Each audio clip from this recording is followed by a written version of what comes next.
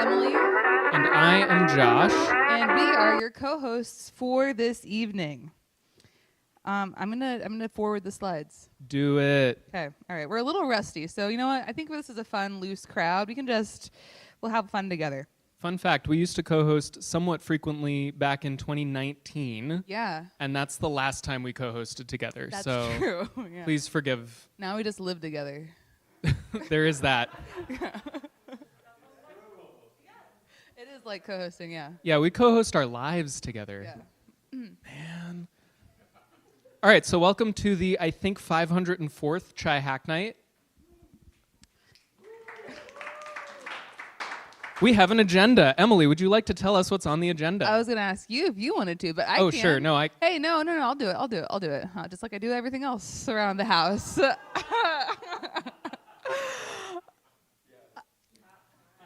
Speechless. Okay, so tonight we have already enjoyed some eating and socializing. Now Josh and I are gonna go through the agenda, the house rules, how Chai Hack Night works, all of that. We'll have the chance to do our special 3-word introductions. And then we're going to not do lightning talks. This is an old agenda. We're going to have a talk from our featured presenter at the Cook County Assessor's Office. Then we're going to go into we'll do the Q&A, and then we're going to have our signature Chai Hack Night breakout groups afterwards. And then at 9 o'clock, I think we got to get out of here. Please make sure to adhere to the code of conduct. Be nice. That's not the whole code of conduct, but it is part of it. Be nice. And if you want to read the rest of it, it's at this link, which is very easy to read. It's also available on the website at chaihacknight.org. Josh, you want to talk about the things to know about TechNexus? I would love to talk about the things to know about TechNexus. Great. So, welcome to TechNexus. That is the space that we are in.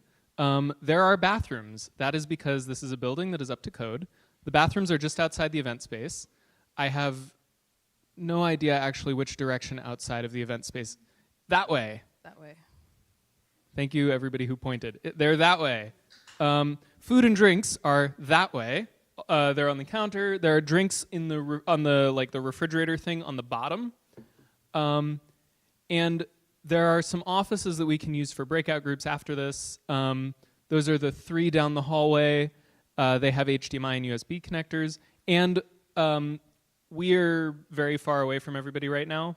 But when you're not presenting or something, please wear a mask. Now, for the signature Chai Hack Night 3-word introductions, I'll demonstrate. This is something that we do. It's a very special tradition. Everyone will have the chance to introduce themselves using 3 words. So just your name, your pronouns, and then 3 words of your choosing. And Josh, do you want to demonstrate? My name is Josh Drebitz Larson. Pronouns he, him. And 3 words, moving to Boston. Wow. People do not like that here. What? That's actually what I was going to do. Emily Drebitz Larson, she, her, moving to Boston. Wow, someone really hates me. Okay. I appreciate that everybody is sad that I'm leaving. I was going to say... Oh. No. Okay. Hello, I'm Dan Snow. I'm presenting tonight. He, him. Thank you. Next top model. Woo!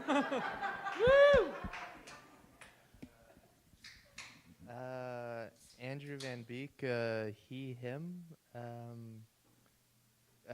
Gamer, entrepreneur, and then developer. Hello, Jennifer Sanchez, she, her. 3 words, I would say Latina, Chicagoan, and director. Lori, she, her, came from O'Hare. Victor Kovis, he, him, his. Inflation Reduction Act. Alejandro Morales, he, him. Can't think words. Dylan Johnson, he, him, running outside a lot. Samantha Simpson, she, her, cheering on Dan. Scott Smith, he, him, ate the tacos. Steve Ediger, they, them, living the co-op life. Larry Williamson, he, him, living a good life. Elaine, she, her, eager to learn. Alvin Walker, they, them, theirs. Digital equity roles. Greg Ellen, he, him, DC, compliance, Chicago. Pooja Mistry, she, her, new to Chicago. Claire Micklin, she, her, UX design, cats and pottery. Catherine Janensky, she, her, Love Island finale.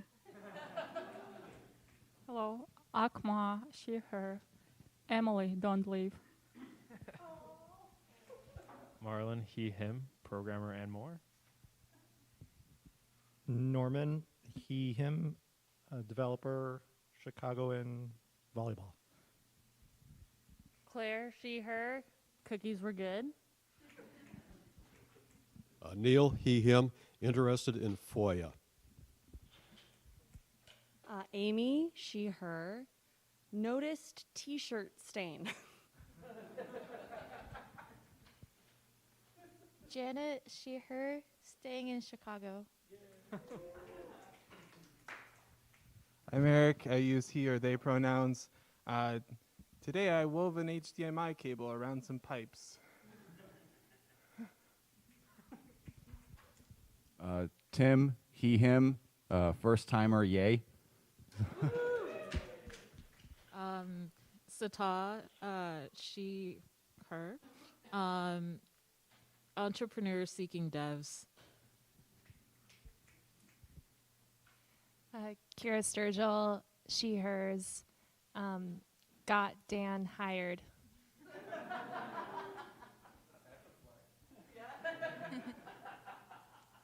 Bree Olson, she, hers, free food enthusiast. Ben, he, him, got here late. Vian, he, his, cookies so good. Alex, he, him, I guess nice to meet y'all. Nicole Jardine, she, hers, assessor, data analytics. Hello, Michael Klodek, he, him, healthcare data. Justin, he, him, dealer track, wannabe chef. Shri, they, them, circle CI struggles. Eric Sherman, I already said hi. I'm just carrying this microphone to Emily. All right, if it's your first time here, please raise your hand. Wait, hold. There's one person who has not yet introduced themselves. Sorry, I was about to move on, but... Josh Kalov, Cook County GIS. Okay, now, if it's your first time here, raise your hand in the air, high, and everyone else clap for them. They came to an in-person event. They didn't know what was going to happen. They are very brave. All right, we're going to move on. It's time for announcements. Announcements, yes. Okay, Josh, talk about Slack. All right, so there is a platform called Slack. It's very useful for real-time communication and interrupting you when you want to be doing something else. Here are specific ways you could get interrupted. All of them are very worthwhile. If you want to join this platform, and it is a wonderful platform, sign up there. That's also where things like links to this event when it's happening on the internet are shared. Hey, volunteers make Shy Hack Night happen. If you volunteered for Shy Hack Night, raise your hand. Yes, and you too could be a happy person raising their hand if you volunteer for to make Shy Hack Night happen. This is a volunteer-led organization, and it depends on many hands to make light the work. So if you want to ask about how to do that, you can join that Slack channel, or you can find someone whose hand was just raised and go ask them questions. There are a wide variety of ways to volunteer, including checking people in at the front, doing what we're doing right now, making very intelligent people of yourselves in front of everybody else with a microphone. And then there are other things too. Please fill out the demographic survey. It's at this link. It's a very easy one, bit.ly CHN demographics. And if you have filled it out before, then do not fill it out again, just once. And I don't remember whether I filled it out. I'm pretty sure I did. I also don't remember, so I just won't do it, just in case. Hey, this is a weekly event. It happens once a month in person, and other times it happens in the digital sphere. Some call it the metaverse. I'm kidding. We're not in the metaverse. It is not it's not like that yet. One day it could be. Okay, so there's lots of awesome presentations coming up later on, including one by TBD, and then later on this month, on the day before Josh and I moved to Boston, not important for the context of this presentation, but important to us, we can hear from Amira Kefi about saving our youth from prison via education, and then we'll have Tonica Lewis-Johnson back from the Fold and Map Project. Woo. Very cool project. And then we'll have Trina Reynolds-Tyler from Beneath the Surface at the Invisible Institute. So lots of awesome stuff coming up at Shy Hack Night. There's a mysterious beeping. Josh, smash that thing. Smash it. Okay, anyway, become a Chai Hack Night member. Then you can hear the beeping all the time. Chai Hack Night is a membership-based nonprofit. Raise your hand if you are a member. Woo! I'm not gonna lie. Sometime last year, I got that Slack message from Derek that was like, "You're a member." I was so excited. One of the happiest moments of my life. And I am married, so that, We also got married last year. That's true, and that was also one of my highlights of last year. But more importantly, becoming a member of Chai Hack Night. That's right. That's true. We. No, spouse not guaranteed. Spouse is not guaranteed, but I mean. Good times are guaranteed. Yeah. Yeah. Anyway. I'll move on. Where's our officiant? Oh. Yeah, so things you can do as a member, you'll be able to be on the board of directors, you'll be able to vote for board of directors. Yeah, those are sort of the highlights. And then I think the easiest way to find out what to do in order to be a member is to go to that link, or just go to chihacknight.org and look for membership information. It is pretty easy to find. I think that's it, because there's no more forwarding of the slides. So. All right. Or, nope, there was one more. Oh, but they're hidden. Oh, don't look at that. Don't look at that. It's the remote agenda. Told you we're a little sloppy tonight. All right, it's time to introduce our esteemed presenter from Gosh, more shadow puppetry. No, kidding. Anyway, so personal note, I've co-hosted Chai Hack Night a couple times over the last few years, not as much as I would have liked.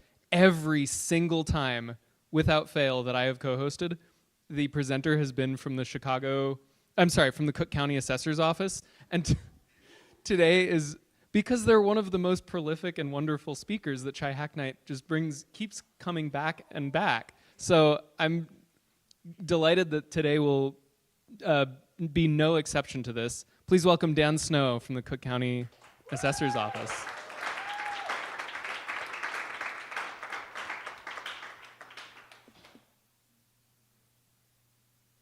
I don't know how I can follow up that excellent comedy routine that these two have going on, but I'll try my best.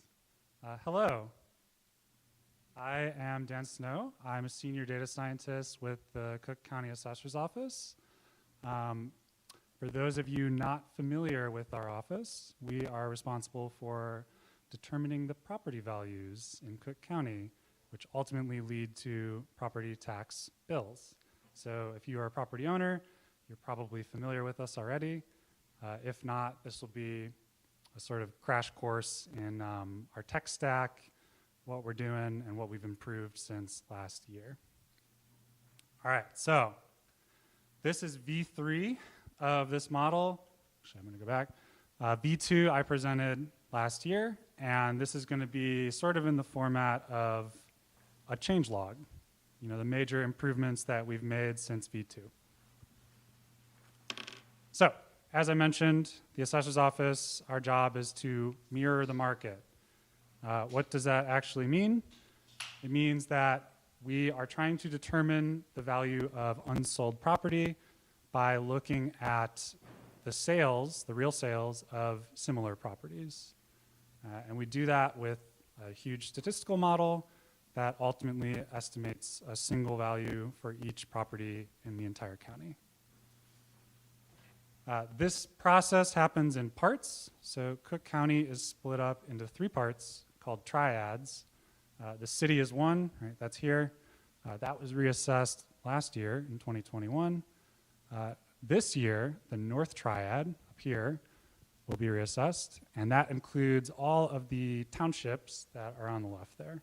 So if you're from the northern suburbs, you will be reassessed this year in 2022. Next year will be the south and west suburbs in 2023. So if you are a property owner, maybe even if you're not, you may have noticed that the real estate market has been kind of wild lately. It's been, since basically the start of COVID, going up like 10 to 15% year over year for single family, and that makes our job very difficult. This is just basically year over year median price, and you can see that since 2017, median value has jumped 18% for only the north suburbs. This is the same price change, but just mapped out. And you can see pretty much everything is green, meaning that almost the entire part of the northern part of Cook has grown in value.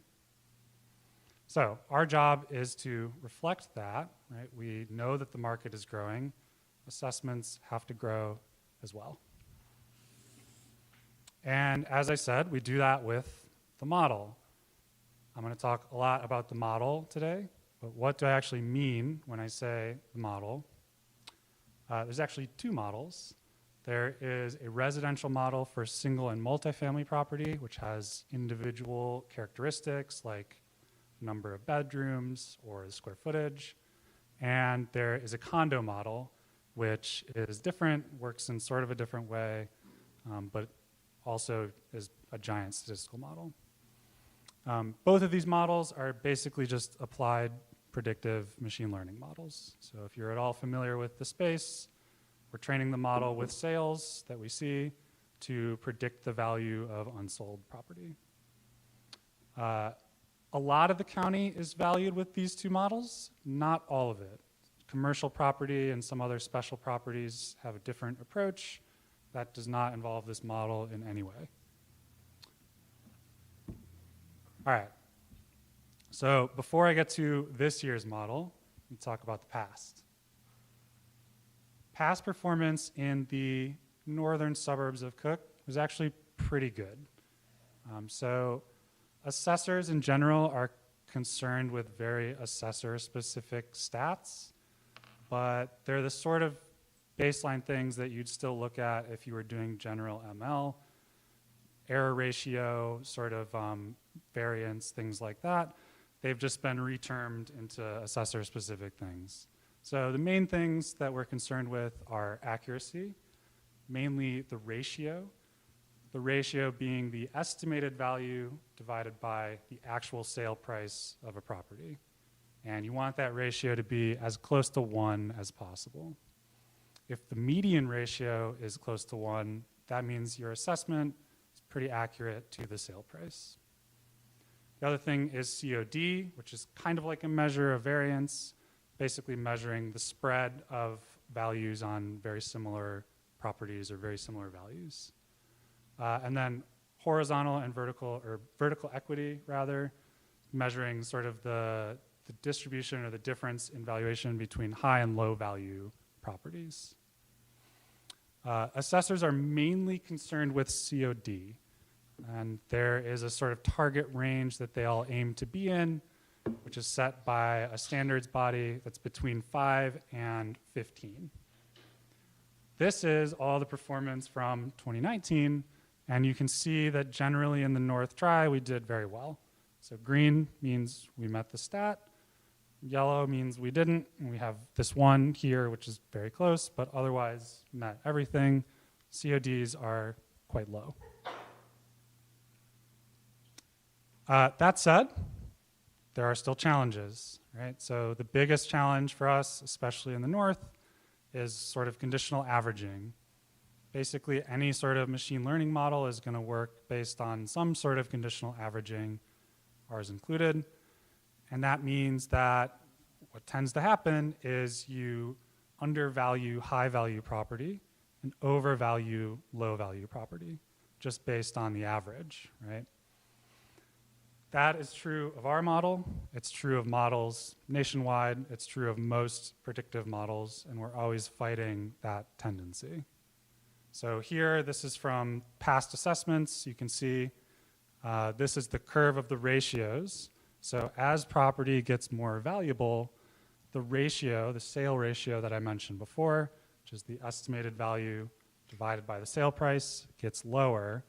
So a $1 million home might be assessed at $800,000 if the sale ratio was 0.8. This problem everywhere throughout the entire US. You may have seen these plots in the New York Times. They're from a professor at University of Chicago who basically measured the regressivity, that curve in the ratio, from every municipality in the entire US, and it's just endemic everywhere. There are a lot of reasons for this that I'm happy to go into, but suffice to say, it's not our problem alone, but we are always fighting it, and I'll talk more about what specifically we're doing in a little. But before I talk about how we're doing it, I want to talk about what we did. So here are our results. This is 2019, that same little spreadsheet on the left with 2022 on the right. And 2019 is actually post manual correction by teams of analysts. So we're being a little bit less than generous to ourselves compared to these values, which have no corrections. They're straight out of the model. But the main takeaway here is that COD, that important stat, has improved across the board compared to 2019. What that means in turn is that our model has gotten significantly more accurate since 19, and we're still meeting most of the stats. The ratios are slightly lower, basically because the prices are going up so fast that if you divide the estimated value by the sale price, it's always going to be lower. It's like a mechanical effect. And PRD and PRB also almost all meeting. So overall performance has improved a lot. And as I said, we're always fighting that averaging. We're trying to flatten those curves, those ratio curves. And for the most part, this year we have done that. Right? These curves are very flat almost across the board for every township in the North Tri. As I mentioned, the models are split into condo and res. Both models perform very well, right? They basically meet all the standards. And green is good, right? Yellow would mean we weren't meeting it, but we're meeting basically every standard, including for vertical equity, that stat I mentioned before. If you're in the ML space, you might be more familiar with RMSE, root mean squared error. It's hard to interpret here unless you know the prices of all the property. So like this one is very high because there's a lot of $1 million+ homes in that area. So of course the RMSE is higher as well. And then geographically, results are pretty good across the board, right? We're meeting COD almost everywhere, and those vertical equity stats almost everywhere as well. And most exciting part, this is percent increases by neighborhood throughout the North Tri. So darker, the larger the increase from 2021. This is the percent increase in the estimated value, right? And again, these are the modeled values. They may not reflect the actual values mailed to taxpayers. They're just sort of preliminary.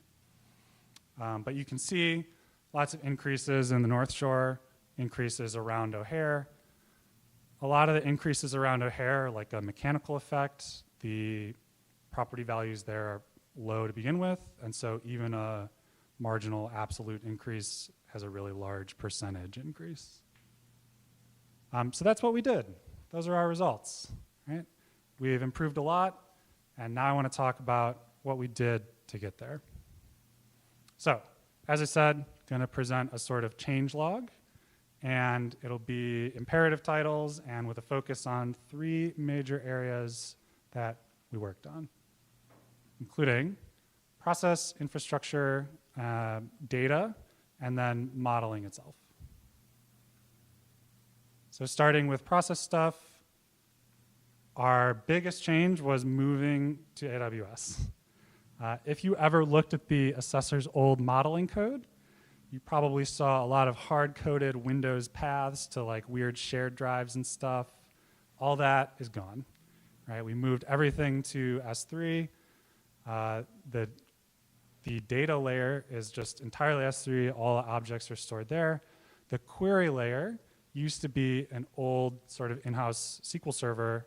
Now it's just Athena, just querying files on the cloud. And we collapsed many, many formats that we had into just a few. And you might ask, Dan, why does that matter at all? Why do I care about this? It's because just having this infrastructure upgrade has let us improve so much with the model. Being able to have all our data organized and in one place has let us add like 50 new actual features to the valuation model itself. And importantly, having it on AWS lets other external services interface with the data, which is not possible when it was just on an internal, shared drive. And I'll talk more about what those services are in a minute. All right, so also, before, whenever we were modeling, one issue was that we had many, many versions of the training data that we would use to train the model. And if I wanted to replicate results, I might have to go to my coworker and be like, hey, please give me data version, 53 or something like that. That is not productive when you're dealing with dozens and dozens of data sets. So we fixed that problem by transitioning to DVC. DVC is kind of like Git, but for data. You basically can version any input or output data set, and then it just goes to the cloud, and then if you need to get that data set, you type DVC pull, and it just retrieves it automatically. This is super useful because it just completely simplifies all the collaboration if we're working on one model altogether. It also acts as a sort of permanent record of the data that we used to train the final model. So before, the data set that we used for final training in 2019, it's probably on the shared drive. But now we have an immutable record that is just stored on S3 forever. So if we ever need to go back and replicate the model from 22, it will be there. We've also started to track every single model that we run. So before, we basically only cared about the final version, right? The version that we picked, and it was hard to compare the different iterations.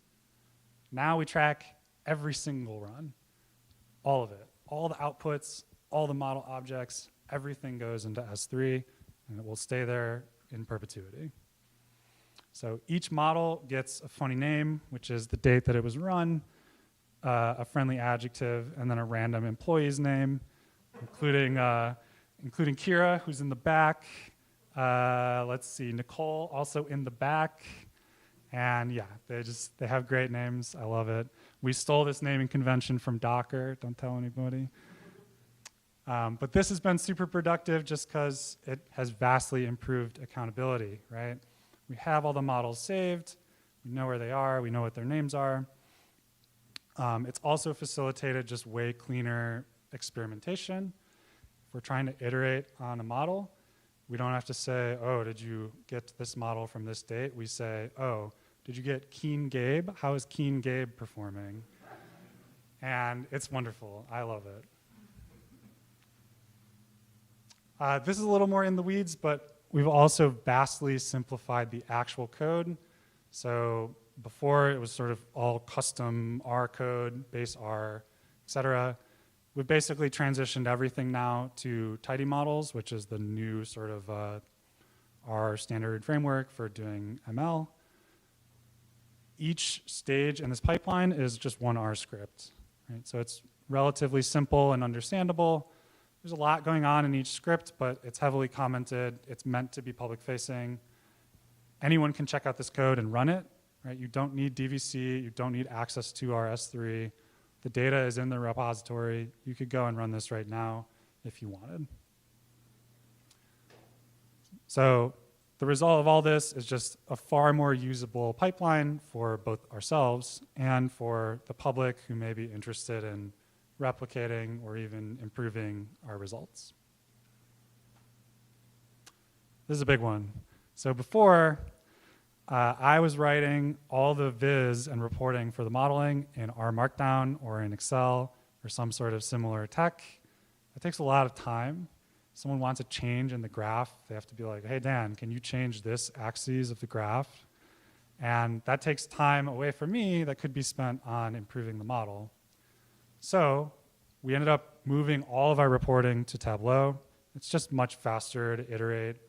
The visualizations are ultimately better, and it's interactive. I think it's been a huge win for us, big improvement, and just given us more time to work on modeling itself. Most of the screenshots that you saw earlier, by the way, are just directly from Tableau. All right, so that's the process stuff. I'll talk about the data. We added a lot of characteristics to the model, many things. We went from 40-something in 21 to around 100 in 22.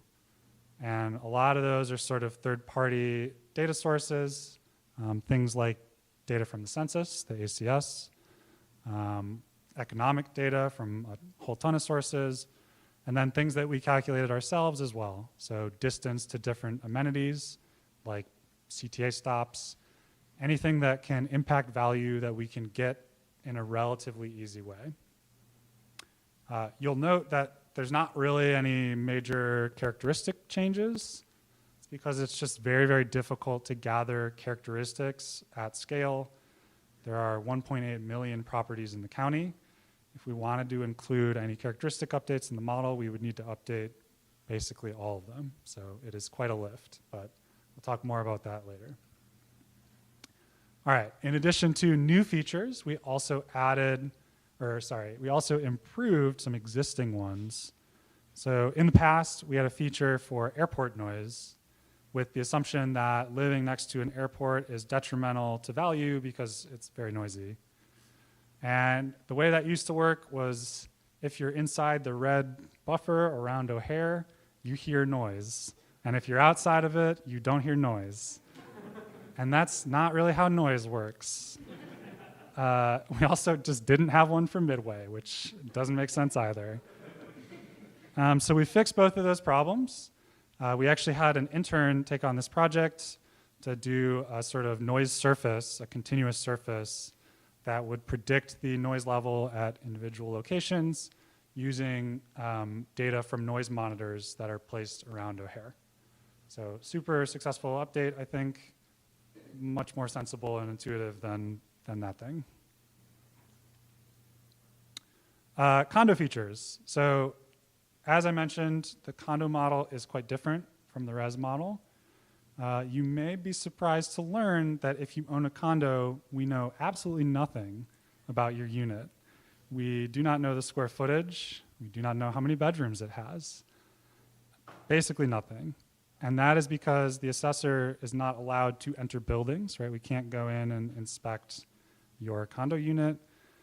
But obviously that poses a challenge for modeling because we just don't have very many characteristics to model on. That has somewhat changed this year. We have added building and unit square footage to the majority of properties in the North Tri, which is a big improvement. There's also some other stuff in here that I'm not going to go into, a little technical. The takeaway from this is just that the condo model is more accurate than it has ever been. All right, so that's the data stuff, and then better modeling itself. So this is sort of into the real weeds, as if we weren't there already. All right, so I mentioned that we have transitioned to tidy models. That's the ML framework that we're using. We also use LightGBM, which is an ML package or a framework for doing gradient boosted decision trees. We used it in 21. We're using it again this year. It performs very, very well on our data, and it's very fast to train. The problem is that LightGBM and tidy models do not play well together. So we wrote an R package to act as a shim between them to get sort of better integration between the two. Why does that matter? Because it has decreased our training time very significantly. By unlocking some of the advanced features of LightGBM, we've cut the training time by like 2/3 and increased model accuracy. Okay, now we're really in the weeds. All right, so we also switched to a better cross-validation method. When we're doing assessments, we are trying to estimate value in the future. Right? We're training the model on past sales to predict the assessed value at January 1st in the year ahead. So we have to make sure that whatever model we train is good at doing that. And one way to do that is to have sort of a test train model split that holds out the most recent sales so that you know that you have the best performance on that set. If you want to improve that further, you can use what's called rolling origin cross-validation. And basically, that just is a way to ensure that you're training the model and selecting parameters in such a way as to always get the best predictions into the future. And then ultimately, when we do the final assessments, we train on all the data right up until the date before assessment. So December 31st of 2021 in this case. All right, in addition to CV, we've also made some other sort of more minor improvements.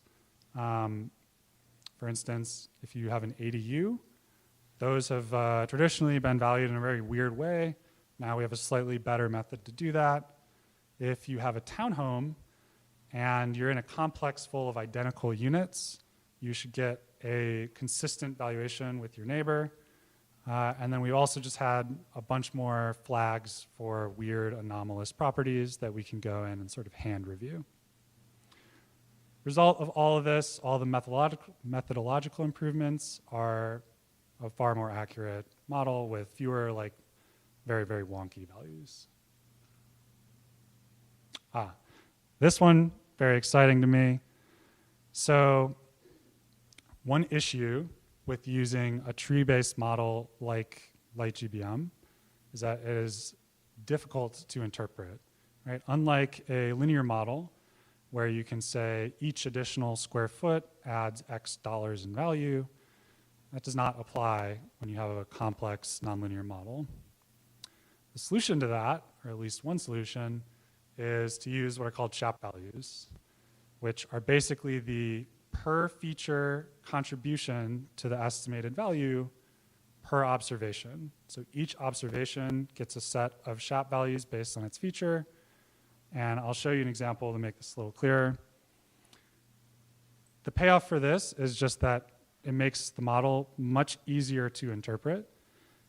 It tells us that it's doing what it should and not giving completely wonky values based on some sort of spurious feature that we added.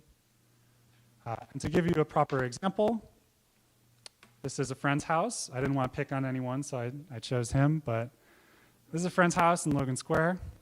It's about a block from the Logan Square Blue Line stop.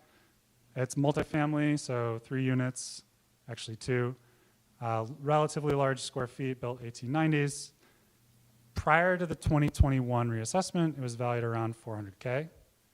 It was bought in 2020 for 650K, and then the 2021 value that we gave it was around 800K. And of course, my friend was very mad when he got that value. I'm so sorry. And at the time, we were not able to answer the question of why. Why exactly did the model give me this value? But with shop values, we can at least get closer to an explanation. Right? So this is how they work. You have a baseline prediction. That is the average of the predictions for all properties. In this case, it's $300,000 for this contrived example. And then each observation gets a set of feature contributions. So this is just for that pin that I just showed you, just for this one property. This is the contribution to the total final predicted value of each feature in this model. So year built, it's kind of an older property. It subtracts around $8,000. 3,000 square feet, relatively large, adds quite a lot of value. High population of graduate degree holders in Logan Square adds a little bit more value, et cetera, down the line. If you take the sum of this whole column, you get $500,000 added to the base average prediction, which is $800,000, which is the ultimate prediction for that property. We haven't really utilized these yet. We're still thinking about how best to utilize them, but they are very useful diagnostically to know, as I said, that the model is doing what we expect. We hope to show more of this in the future. Another very exciting thing for me, before, the model was sort of one and done. You ran it, you got the estimations, it was not run again. If you needed new values from the model, you would have to rerun the whole thing. Now we have an API. It's just a REST API living on a server, and anyone can query it. And I do mean anyone, because I integrated it with Excel. So every property has one row, and every feature in the model has one column. And if you change any feature, it automatically outputs the new predicted value for that property. This is super useful because often our analysts will encounter characteristic errors where maybe the square footage is wrong, or they just need to value a new property that the model hasn't seen before. Right? This way, I can just hand them an Excel sheet. They can change whatever characteristics they need, and it just automatically spits out whatever the new predicted value is. It is wonderful and a huge improvement. All right, so that is what we have worked on this past year. This is what we are working on for this coming year. 2 things, data integrity and sales validation. Those are our major focuses for 2023. First, data integrity. Right, the main problem here is that a lot of the characteristics that we have in our database are just wrong or outdated. Right? It's very, very difficult to keep property characteristics up to date across millions of properties that are constantly changing. So we need a way to fix that, working on it. The other big problem is just that we don't have all the characteristics you would need to very accurately predict value. So a good example is condition. We do not know anything about a property's condition. We do not see the difference between a boarded up property and one that is newly renoed. Right? That is not tracked in our data, and it's very difficult to track across millions of properties countywide. The potential solution is basically, first, bulk updating the characteristics that we have.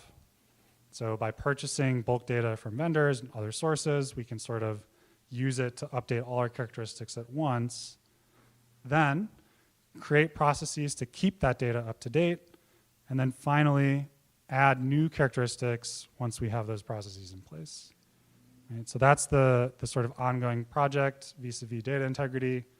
We're on step 1. Step 2 will be in the near future. Sales validation is the other big challenge. The sales are used to train the model. So if they are not accurate or if they don't reflect the market, then you have the standard machine learning saying of garbage in, garbage out.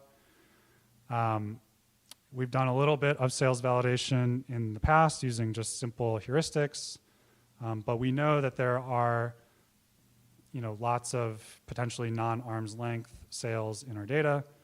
Non-arm's length just means it's not transacted on the open market, right? It wouldn't sell for that amount between sort of unrelated parties under normal conditions.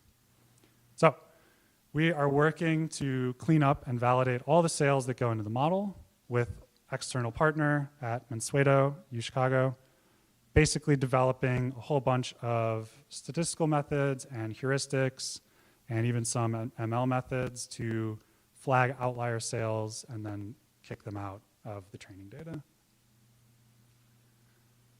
All right, so that's what we're working on. Some final things. If you are a regular browser of the Cook County Open Data Portal, which I hope all of you are, we made a large update to all the assessors' open data sets.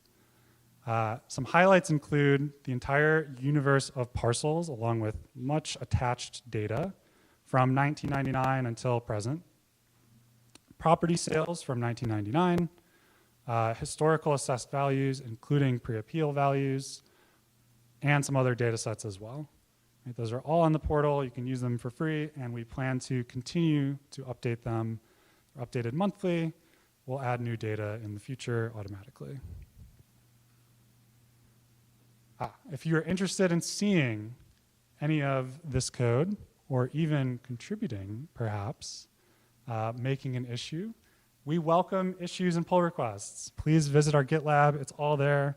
If you're interested in the model itself, there is a much more extensive README there that you can go and check out. And then, as I said, the data is available on the Cook County portal. And we're also hiring. I think I said that last year and it never happened, but I promise it's going to happen now. So keep an eye on this, right? On this URL. We're going to hire for junior level data positions. Please do not talk to us about them, though. It is against the rules. All right. Final thing I'm very excited about. If you are a longtime follower of the assessor's office, then you may have seen a while back that we released a tool called PTAX Sim, which in its original incantation was basically an Excel sheet. And the goal of this tool was to let property owners try to estimate their tax bill under certain conditions. So if my assessed value went up by 10%, what would my new tax bill be?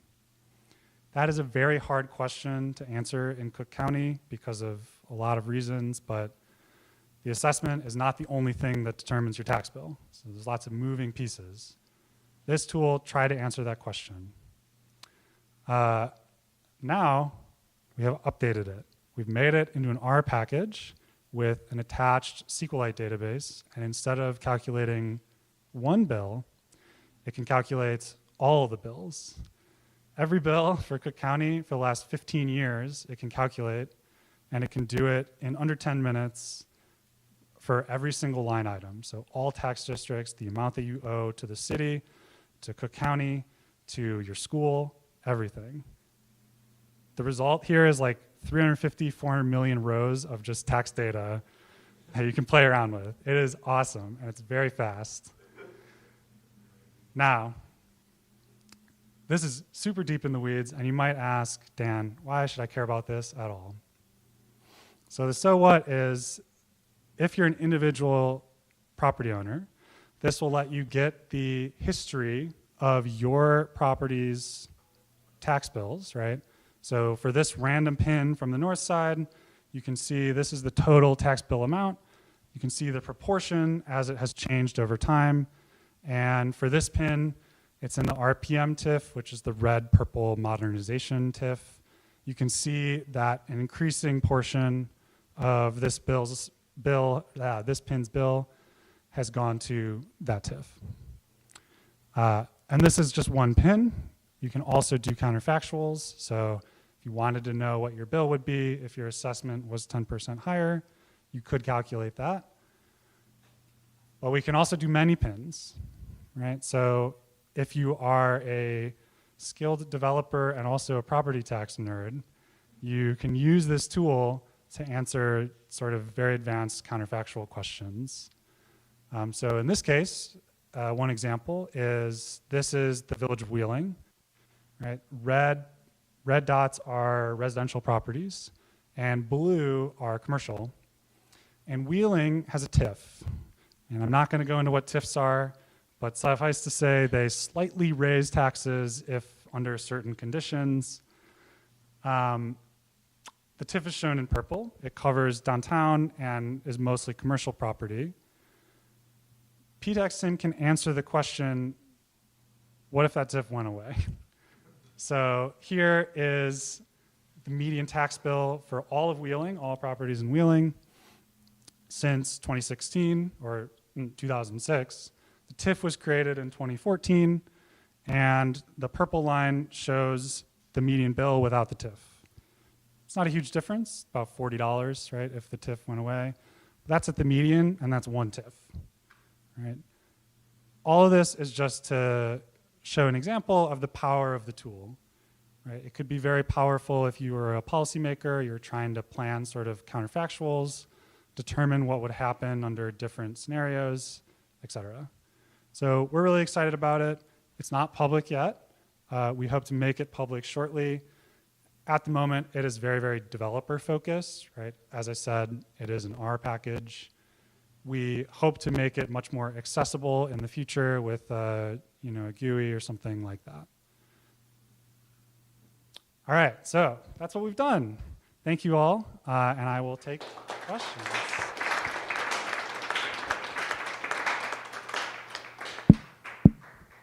Great. All right. Does anybody have any questions? Oh my goodness, I am not surprised. All right. We'll just start front and go to back.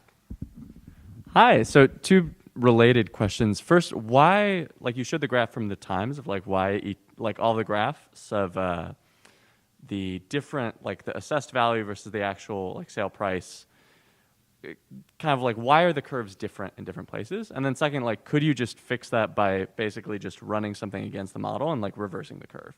Like just saying like if it's expensive, multiply by 1.1. If it's cheap, multiply by 0.9. I'm guessing the value is no. I'm curious why. You're talking about these curves? Yeah. They're different just because different assessors use different models and have different classes of properties, right? So it's different situations. This is across the whole US, right? So you're never going to have sort of exactly the same type or amount of regressivity in all the same areas, right? This is ultimately showing regressivity, right? The lowest value properties, this is the bottom 10%, have much higher assessed values or ratios than relative assessed values than the top 10%. It's true across the US. Why can you not just basically fit on the residuals is basically what you're asking. Most assessors' offices, I think, they could do that. I don't know. That's similar to what we've done.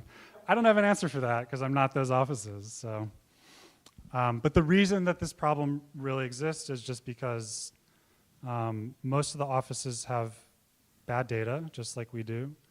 They're not using super sophisticated, cutting-edge machine learning models. They're mostly using linear regression, right? And then they just don't have enough data, right? They don't, like us, they don't have any information about the interior characteristics of most properties. It just ends up causing a lot of error, and this is how it manifests. And then, why they don't correct it, I don't know. Not those offices. All right, there is a question from the internet. Oh, wow. I know that's always dangerous. What are some references that you suggest looking at when learning about SHAP values? The SHAP values GitHub, like the base Python package, is excellent.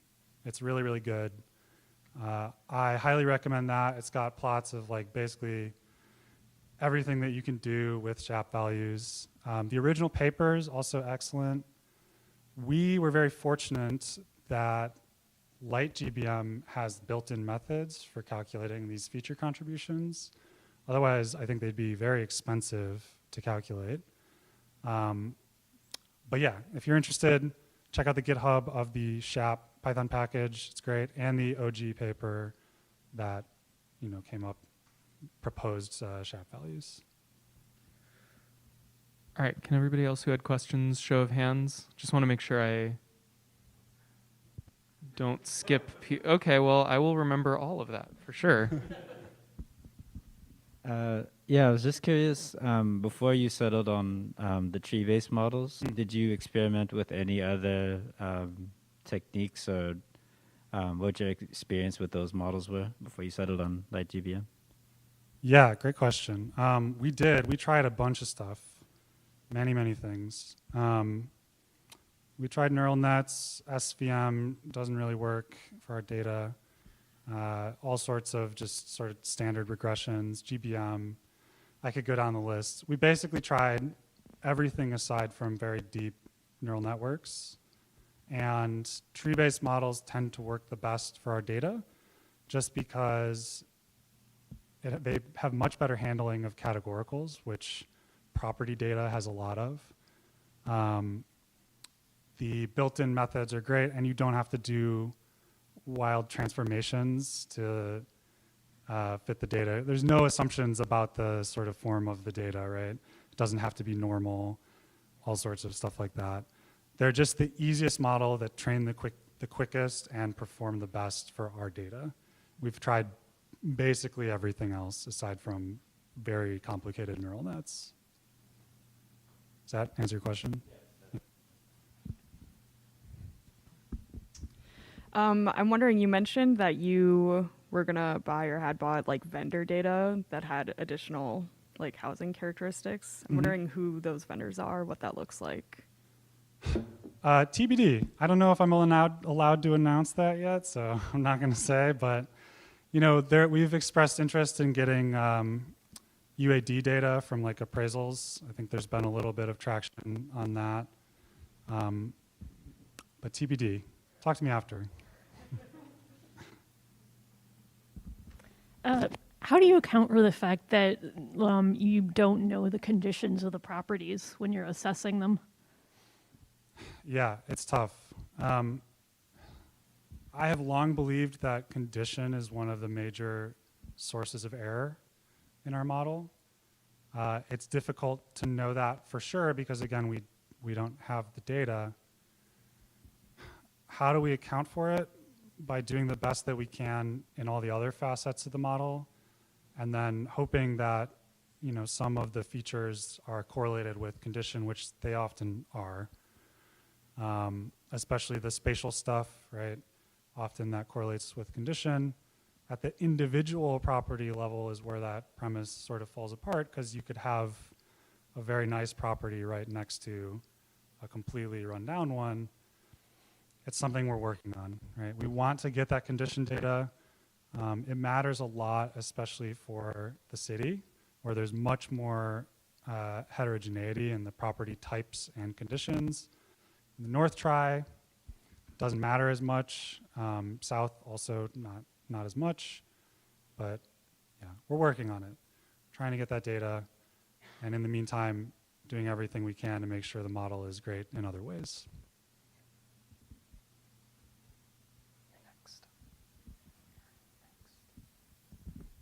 Yeah, why are property tax bills late coming out this year?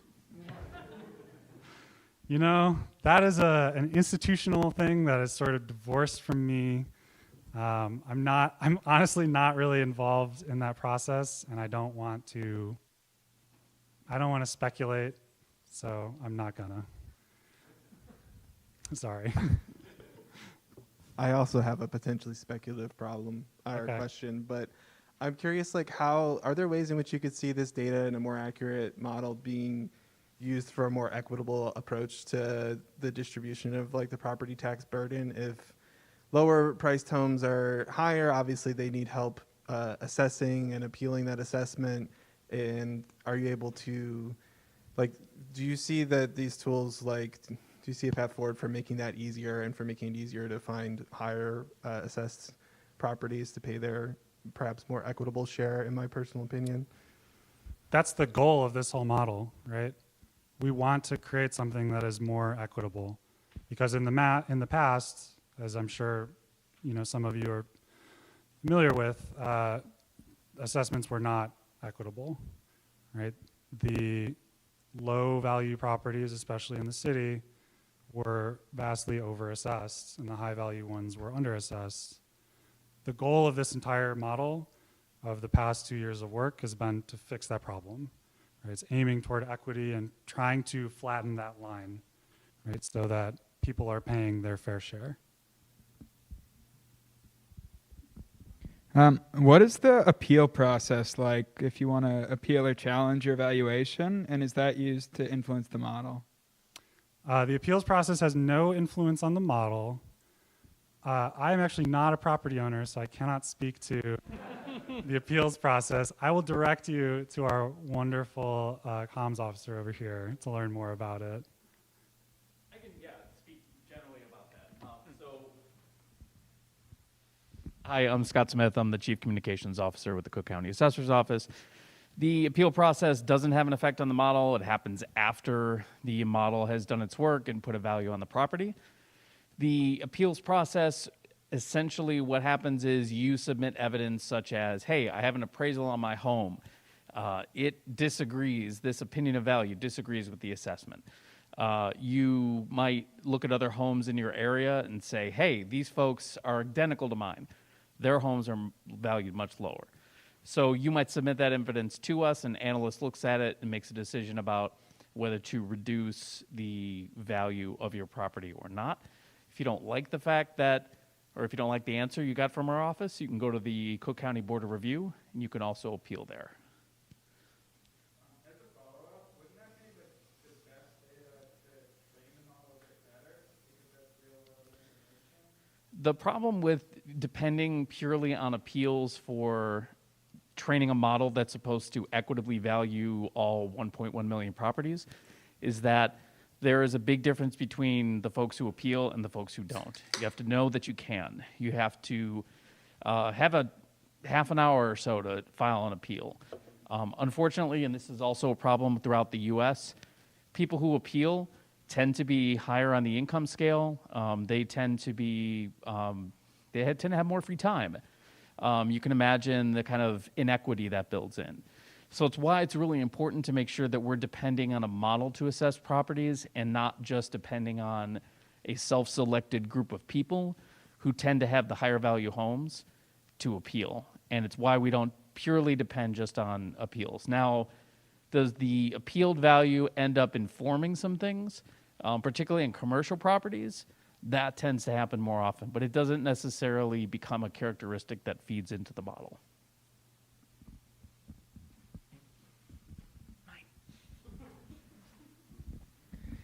A little bit more on property condition.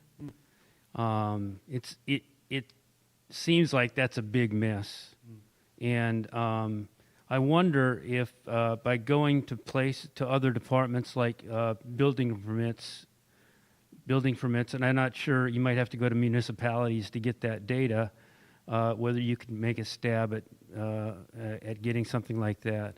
And also maybe the delta between previous sale and current sale, because if somebody did a whole remodel job and sold it. So we have started looking at the deltas. That's a great idea. The permits data is already what we use to update the characteristics. And for the most part, does not include condition. And even if it did, you would again have some selection bias in who is filing permits, what sort of permits are filed. et cetera. And so there's a problem there as well. I agree with you. It's something we obviously need to work on. It's just one of the biggest data challenges that you can imagine because condition is constantly changing, right? And we would need some way to keep it consistently updated across millions of properties. So happy to talk more about it though. I'm all ears on ideas.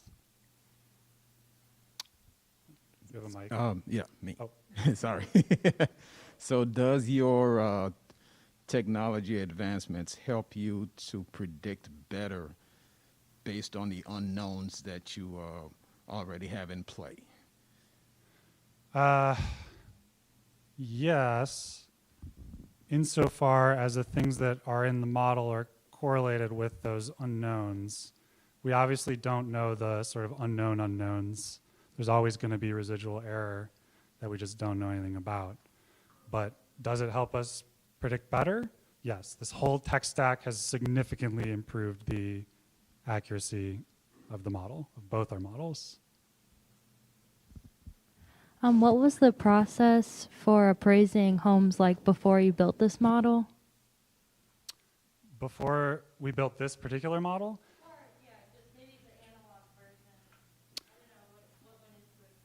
Oh, I don't know in like a pre-modeling times, but I can speak to the previous model. Yeah, I mean, I don't want to say too much. You can see me after, but they also used the model, right? And it was a linear model based on a subset of the features that are now in this one. They had a small model basically for each sub-location in the county. And it did the same thing, outputted predicted values or estimated assessed values, but it was just much, much less accurate. Before that, before computer appraisal, I'm not sure, honestly. I am not an assessment historian, but we can talk after. I can look it up.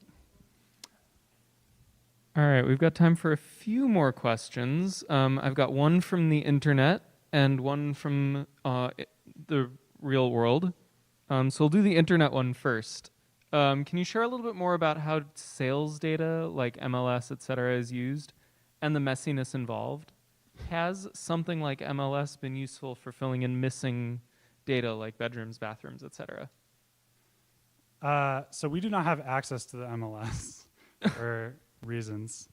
The sales data that we get is from the Department of Revenue via their portal. And it's fairly comprehensive. The issue with it is that it is very, very messy. I think I mentioned that on the slide, didn't go into detail. Basically what we get about each sale is the date that it happens, which is often truncated, the sale price, which is sometimes wrong, and the names of the parties that had the transaction in an unstructured text field. So it's difficult to use that data in any meaningful way to sort of detect outliers because there's just not a lot of it and it's very unstructured. That has been the big challenge in sort of cleaning it up and integrating it better with the model. We're working on that right now, right? That will be done by the end of this year. We'll have a new sort of process for doing that validation that will ultimately, I think, kick out a larger proportion of the bad sales. And by bad, I just mean non-market. Yeah, I'm curious if you have any insight into what other heavily populated counties are doing in the country, and if there's anything you'd like to eventually like emulate that other counties are doing. We're about to go find out. There's a cool assessors conference in Boston in a couple weeks, so we're Boston? yeah, I've heard of that. To Boston, sorry. No, that is a big opportunity for us. We're going to see what other people are doing.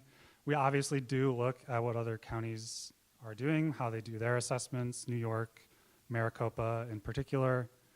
They do similar things for the most part, right? It's all sort of statistical modeling, and Maricopa builds like many smaller models that are mostly linear instead of doing one big model. New York does weird quantile regressions and a bunch of other stuff. But we're really excited to go and learn more about what they're working on. The largest sort of property market in the US, California, does not really have the same assessment process. So it's not a lot to learn from them, unfortunately, but I hope that they will also be at IAAO so we can talk to them.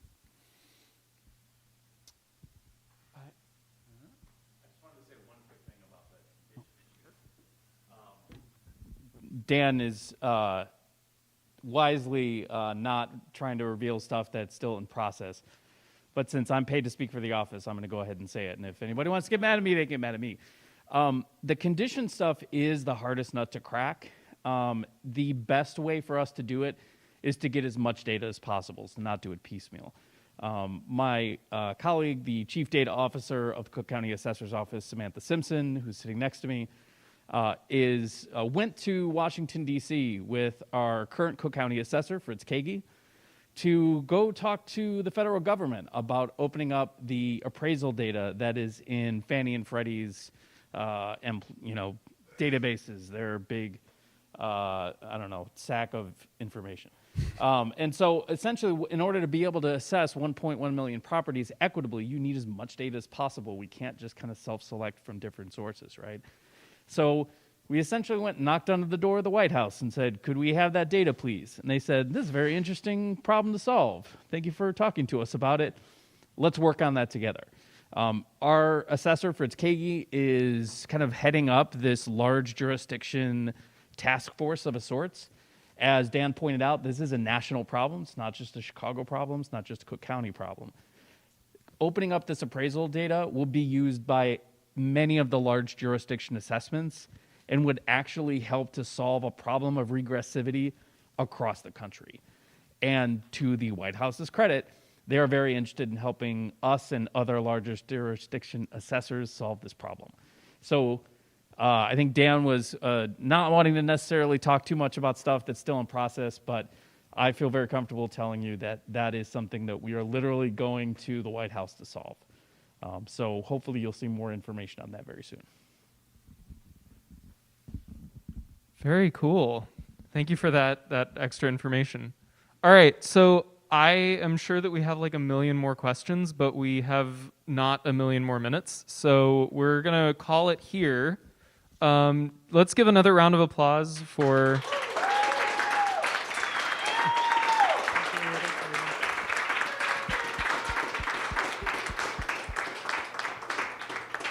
I didn't say who the applause was for. That one was for me, but so I appreciate that. For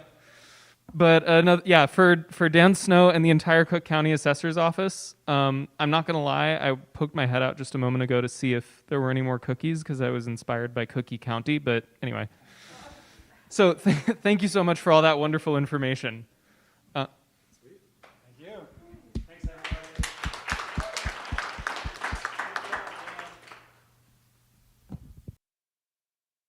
With the evening, that was just the beginning of a possibly all-night brainstorm of how we're gonna change the world for the better, or just for an hour you can sit around and chat, whatever you want.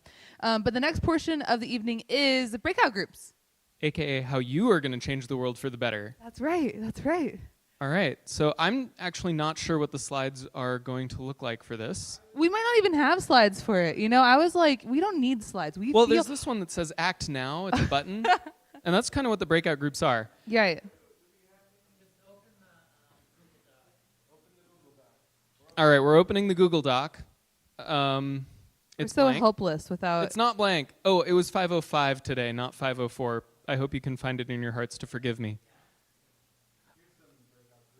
All right, if you are leading a breakout group or wish to make an announcement about a breakout group, please come to the front of the room. And we have these snazzy, this brings me back. We have these snazzy card thingies with numbers on them, and in case you don't know what number it is, there are critters or objects or something on the back. I'll keep telling you what numbers are until somebody comes up. All right. If Lori's you are up. announcing a breakout. Wait, what? Who? Huh? What are you doing? Nothing. Lori's going Okay. to announce a breakout group. Also, I accidentally said breakup group, but I meant breakout group. No. If your bus has recently broken up with you, you can come to Ghost Buses. So we are analyzing the phenomenon of ghost buses, which is when you look at an app and it says a bus is coming, and then that bus does not appear, and you are sad. And this has been a widespread problem, not just in Chicago, as with the assessment stuff, but Chicago's had it pretty bad. And we are trying to analyze that phenomenon, look at how often it's happening on each bus line in the city. So if you're interested in public transit, hope you'll stop by. We will be group number 9. I think we'll go to the end of this hallway. Like if you walk out that door and just go straight, I think we'll meet there again. And anyone's welcome, regardless of technical background. We have openings for lots of different things like research or front end or data analysis. So we hope you will check us out. And we do also have a Zoom link if anyone is in Josh's computer. Okay, thank you. Speaking of beginners, speaking of no technical knowledge, speaking of maybe you don't have any knowledge at all. I mean, I find it, you probably know something, but if this is your first time here, second, third time here, or if you haven't been here in a while, I will be doing what we usually call a Civic Tech 101. And that's usually pretty open format. I usually try to run it pretty quickly in case you want to move on to one of the other breakout groups that's running. It's just kind of an opportunity to answer any questions you have about Shy Hack Night, about Civic Tech in general, questions you have about technology, maybe questions you have about your code or something you're trying to learn. That's fine too. I've got the number 1, which is also the whale, and I'll just be hanging around and we can form a group to help answer those questions. Hi, everyone. Alvin again. I am representing Shy Commons, the breakout group with a day job. So we are actually building maps in the solidarity economy, and we are building Wi-Fi in your neighborhood. So if you want to learn more about those 2 components and learn more about our tech stack that we use for both of them, come join us. But more importantly, we are looking for worker owners for our cooperative side. That's our day job. So we're also looking for people with technical backgrounds or with UX background or with organizing background. So if you have any of those interests and skills, come see us. I think we'll be the numerically perfect number 6. I like that one. And also the bird. Thank you, thank you. Hello, everyone. Let me grab a number first while we get going. But if you were listening to Dan's talk and you were thinking, oh my God, FEMA, flooding, fires, conditions, my house is impacted by those because of climate change. Well, great news. Decarb My State is here. We have been working on a project to help communicate to people how at the state level they can take action against climate change, all of the different steps, a lot of which are in your house to reduce your emissions, all of that lovely stuff. So if you're interested in helping us out, we're looking for design folks, developers, all sorts of stuff. We work in React, Gatsby.